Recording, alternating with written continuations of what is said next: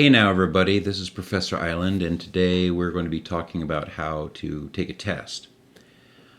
When you are in one of my classes, whether it's a distance education course, or it's an on-campus course, or it's even an honors course, you simply pick your course, and I'll use this one as an example, and you will find the paper format and test instruction link. And this is the same for all the classes, and when you scroll down, you will find that there is a document called How to Take an In-Class Essay. Keep in mind that when you are taking a test in my class, you are essentially writing a timed written essay. And that means within 80 minutes, whether you're on campus or you are, you're in a classroom, or you're taking this as distance ed, in which you would come to the testing center and take the test on campus. You get 80 minutes to write me 5 paragraphs. For English 101 classes, you're going to be analyzing a story, and for English 103 courses and for other literature courses, you may be analyzing a poem or a play or a story. And essentially, the element that all of you will share is that you will know in advance what the prompt is. In other words, there are no surprises. There's nothing like a quiz or anything. I will tell you in advance the work that is going to be analyzed and the literary device you're going to apply. And if you're in English 101 course, you're going to talk about things like symbolism and character and theme. And if you're in English 103 or a literature course, you're going to talk about critical perspectives.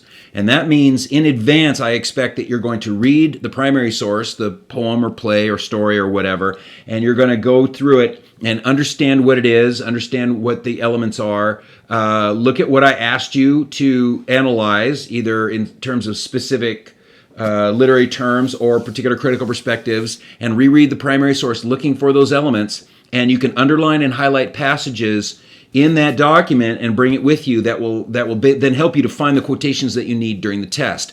Likewise, you are allowed to make 1 or 2 word notations in the margins with those highlights to tell you of its importance. So if you have a quotation and you're in English 101 class, you might put in the margin symbolism.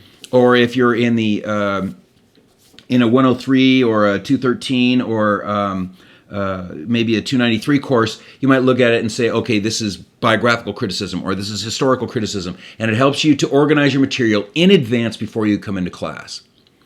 Likewise, before your test, you're going to not only gather the material for the primary source, but if you're in English 103 or higher, you're also going to go through your secondary sources and basically apply the same preparation. You're going to find resources that are applicable to the critical perspectives that you have chosen from the list that I give you, and you're going to highlight and underline passages that are useful and helpful that you're going to be quoting from, and that way you are ready to go into the test and you're prepared to put the material down. Before the test, obviously, you want to bring your supplies. You need a blue book, you need a pen, and you need your resources. Dictionaries will be provided for you whether you're in my classroom or you are in the testing center.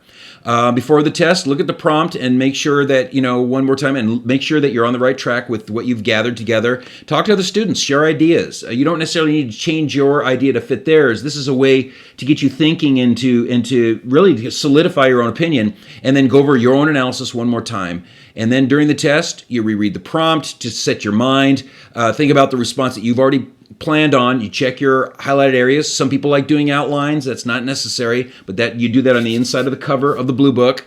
And then you begin writing, and you basically go with your plan. Don't come unprepared. Don't try to make points or do analysis you do not understand. If you do not understand dramatic irony, or you do not understand psychoanalytical criticism, do not use that analysis as a tool. I am not looking for what you don't know. I'm looking for what you know. And therefore, you want to, as much as possible, demonstrate that. Likewise, once you're in the test, you're not asking students for any information. You have any issues and you're in the testing center, you go talk to the testing proctor. And if you're in my classroom, you come and talk to me.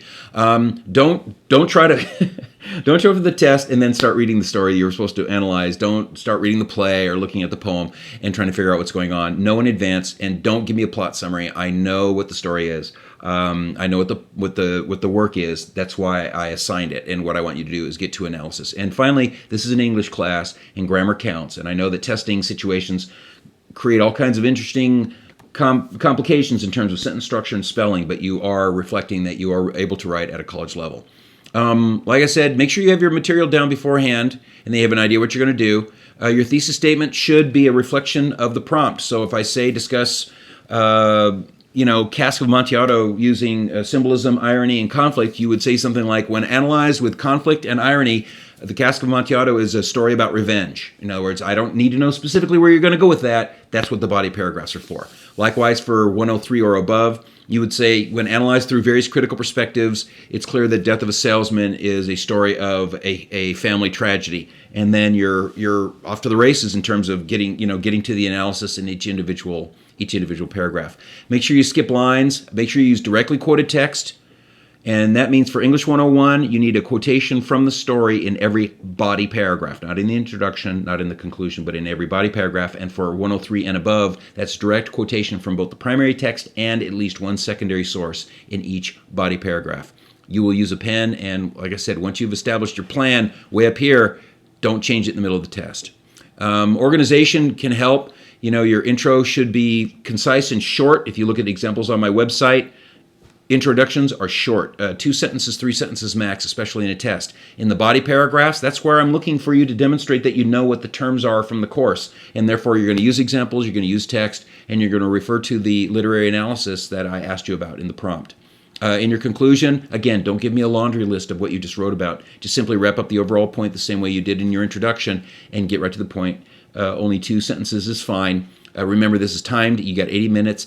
And again, you see me for help either before or during the test if nothing else is helping you. But understand, you should be prepared before you go into that test, and that way you can maximize your experience there. All right? Keep those things in mind. And by the way, if you need, if you work with DSP and S, or you have other accommodations, when I announce a test, you need to get a hold of DSP and S right away and let them know that I'm giving a test, and then we will work together to arrange whatever accommodations that you get or that you need. Okay?